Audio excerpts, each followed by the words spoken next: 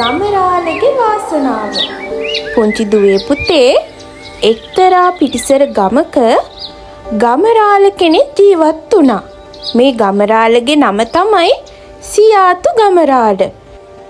සියාතු ගමරාල කලේ ගොවිතැන් වැඩ. නියං කාලේ නිසා ගමරාලගේ ඔක්කොම ගොවිතැන් විනාශ වුණා.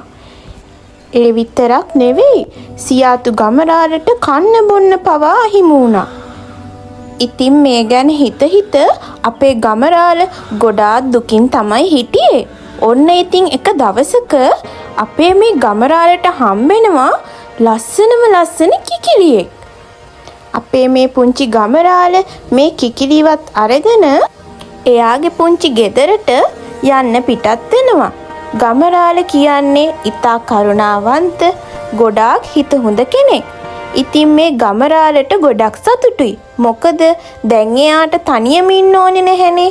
පුංචි කිකිලිත් එක්ක ගමරාල ගොඩාක් සතුටින් ගෙදර යනවා. ගමරාල අපේ පුංචි කිකිලිව ගේ ඇතුලෙන් තියලා රෑ නින්දට ගියා. මෙන්න බලන්නකො වැඩක්. උදේ අවදි වෙනකොටම ගමරාල දැකපු දේ ගමරාලට හිතා ගන්න බැරි වුණා. අනේ දෙවියනේ රත්තරන් බිත්තරයක්. ගමරාල පුදුමයෙන් කෑ ගැසුවා. ගමරාලට මේ උණු දේ ගැන හිතා ගන්න බෑ. ඒත් අපේ ගමරාල අපේ පුංචි කිකිලිට ස්තුතිවන්ත වෙලා රන් බිත්තරයත් අරගෙන වෙළඳ පොළට ගියා. සියාතු ගමරාලගේ දුක්ඛිත ජීවිතය ක්‍රමයෙන් වෙනස් වුණා. අපේ පුංචි කිකිලි ගමරාලට හැමදාම බිත්තරය බැගින් ලබා දුන්නා. සියාතු ගමරාල ගොඩක් සතුටින් අපේ පුංචි කිකිලිත් එක්ක ජීවත් වුණා. ඉතින් මේ ගමරාලට එක දවසක මෙන්න මෙහෙම හිතුණා. මේ කිකිලි මට හැමදාම දෙන්න එක බිත්තරයයිනේ. මේ කිකිලිගේ බඩ කැපුවොත් කොච්චර බිත්තර මට ගන්න පුළුවන්ද? මෙන්න මෙහෙම ගමරාල නරක විදියට හිතන්න පටන් ගත්තා.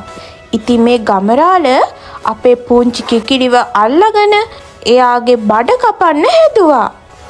අනේ අපේ පුංචි කිකිලි මේකට බය වෙලා අපේ ගමරාලට බයේ ඉක්මනින් මෙතනින් පැනගත්තා. අවසානට ගමරාලට ඒ පුංචි කිකිලිගෙන් ලැබුණු හැමදේම නැත්තටම නැති වුණා. යාළුවනේ ඔන්න ඕක තමයි කියන්නේ අධික තණ්හාව විනාශයට මුල කියලා. අපේ ගමරාලට උන දේ ඔයාලා දැක්කනේ. ඉතින් මගේ පුංචි යාළුවෝ කවදාවත් තණ්හාවෙන් ලෝභකමෙන් කටයුතු කරන්න එපා. මගේ පුංචි යාළුවන්ට තේරුණා නේද? එහෙනම් කතන්දර ආච්චිගේ කතා පොතෙන් තවත් ලස්සන කතාවක් අරගෙන ආයෙමත් හමු වෙමු. සබ්ස්ක්‍රයිබ් කරන්න.